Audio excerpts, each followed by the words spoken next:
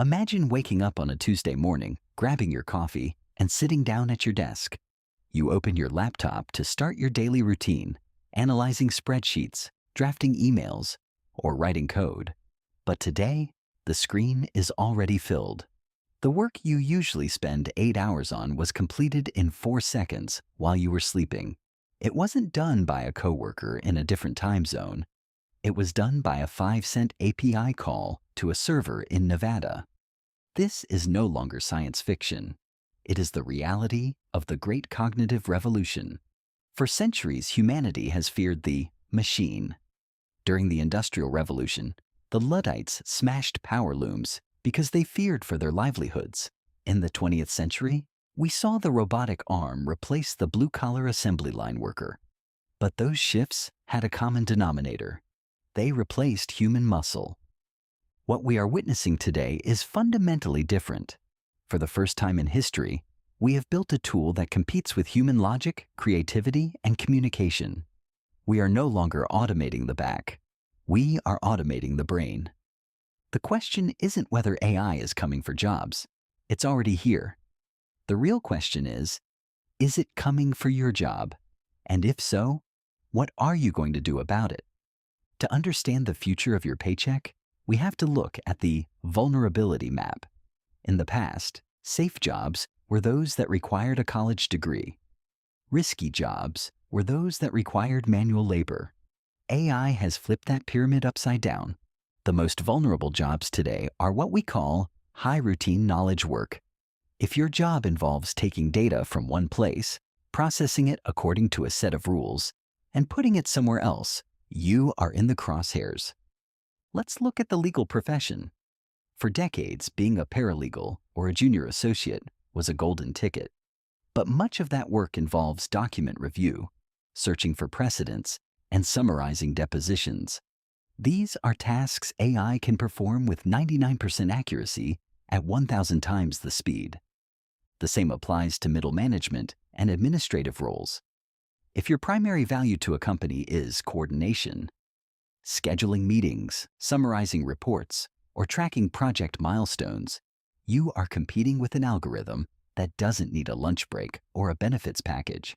We are also seeing a massive shift in the creative and technical sectors. Entry-level coding is being disrupted by tools like GitHub Copilot. Basic copywriting, graphic design, and even customer support are being swallowed by large language models. These industries aren't disappearing, but the entry-level rungs of the ladder are being sawed off. The danger isn't necessarily that your job title will vanish tomorrow. The danger is role erosion. Your job stays the same, but the number of people needed to do it drops from 10 to 1. That leads to a massive surplus of labor, which drives wages down. This is the invisible automation that no one talks about. So, where is the safety? If the brain is being automated, what is left for the human?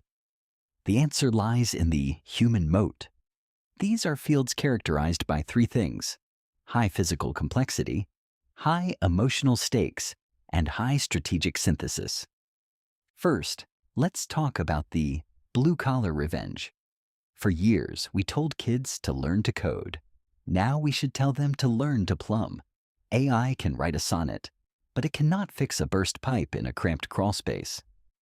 Physical environments that are unstructured, meaning they change constantly and require fine motor skills, are incredibly difficult and expensive to automate.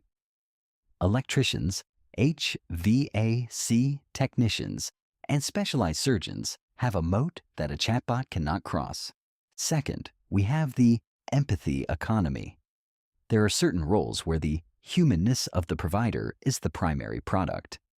Think of palliative care, mental health counseling, or high-level coaching. We don't just want the information from a therapist. We want the connection.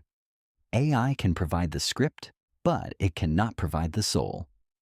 Jobs that require deep emotional intelligence, conflict resolution, and nuanced human understanding are not just safe.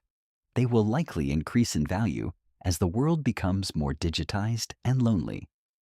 Finally, there is high-level strategy and synthesis. AI is a master of the average. It looks at all the data that exists and gives you the most likely pattern, but it struggles with black swan events or radical innovation. If your job involves making high-stakes decisions with incomplete information or inventing entirely new business models that have never existed, you are playing a game the AI hasn't learned yet. The key to pivoting isn't just changing your industry, it's changing your depth. If you are a writer, don't just be a content generator, be a storyteller with a unique, controversial perspective. If you are an accountant, don't just be a tax preparer, be a strategic wealth advisor. You must move from being a utility to being a personality. We've spent a lot of time talking about replacement, but the most likely outcome for the majority of us is augmentation. We are entering the era of the AI companion worker. In the world of chess, there is a concept called a centaur. This is a team consisting of a human and a computer. A centaur can beat the strongest AI and the strongest human. Why? Because the human provides the intuition and long-term strategy, while the computer handles the brute force calculation and prevents tactical errors. The workforce of the future will be made up of centaurs. In this new world, productivity will explode. A single architect using AI can design a skyscraper in the time it used to take to design a kitchen. A single marketer can run a global campaign that used to require a 50-person agency. This creates a paradox. On one hand, individual workers become superpowered. You become a company of one. On the other hand, the barrier to entry for everyone else drops to zero. When everyone is a superpowered worker, the competition becomes fierce. The AI companion worker doesn't just use AI, they master the art of problem decomposition. They know how to take a massive, complex goal and break it down into prompts and tasks that the AI can execute. The skill of the future isn't knowing the answer, it's knowing how to ask the right question. We are moving from a world where we were paid to do to a world where we are paid to direct. Your value will no longer be measured by your output, because output is now cheap. Your value will be measured by your judgment. As a strategist and investor, we have to look at the cold, hard numbers. What does this mean for the economy? When a company replaces 10% of its workforce with AI, two things happen. First, the company's profit margins expand because their labor costs drop. Second, those 10% of workers are now competing for other jobs, which puts downward pressure on wages across the board. This creates a wealth gap that could become a wealth canyon. The owners of the AI, the shareholders and the founders, capture the massive productivity gains, while the workers see their bargaining power evaporate. But there is a silver lining for the savvy individual. Because the cost of doing things is dropping to zero, the cost of starting a business is also dropping to zero. In the 1990s, you needed millions of dollars in infrastructure to start a tech company. Today, you need a laptop and a $20 a month subscription to an LLM. The job market might be shrinking, but the opportunity market is expanding. We are going to see the rise of micromonopolies.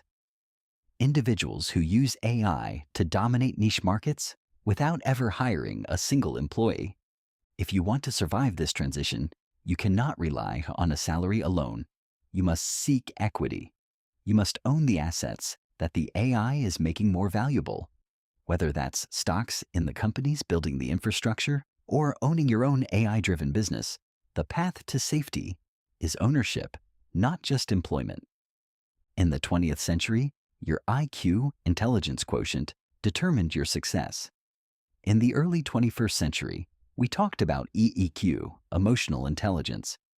In the era of AI, the most important metric is your AQ, your adaptability quotient. The world is moving too fast for a static career. The idea that you can go to school for 4 years and then work in that same field for 40 years is dead. Your career is now a series of sprints. Every 3 to 5 years, you will likely need to reinvent your workflow, learn new tools, and perhaps even switch industries entirely.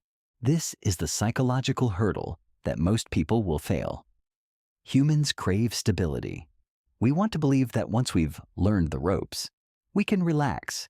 But the ropes are constantly being replaced by fiber optic cables. To stay relevant, you must cultivate a beta mindset. You are a piece of software that is constantly being updated. You must spend at least 10% of your time experimenting with new AI tools, even if they don't seem directly relevant to your job today. You need to become anti-fragile.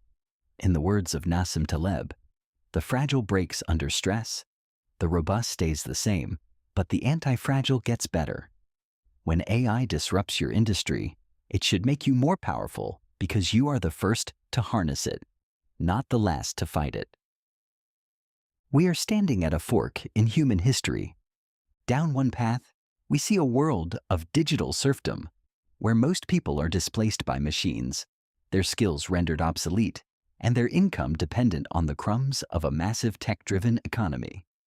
Down the other path, we see the human renaissance, a world where AI handles the drudgery, the spreadsheets, and the routine, freeing the human spirit to focus on what we were actually meant to do: create, connect, lead, and solve.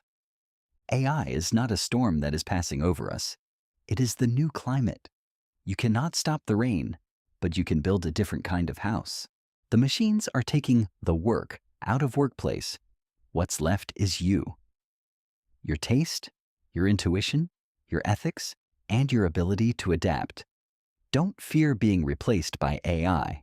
Fear being replaced by a human who knows how to use AI better than you do. The future belongs to the centaurs. It's time to saddle up.